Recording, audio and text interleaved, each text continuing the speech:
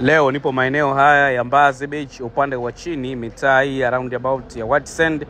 Nipo na apartment mpya ya kisasa, inapangishwa, ina fence, parking ya kutosha na mtaani wa kishua sana, na vyumba viwili na kimoja hapo ni self contained.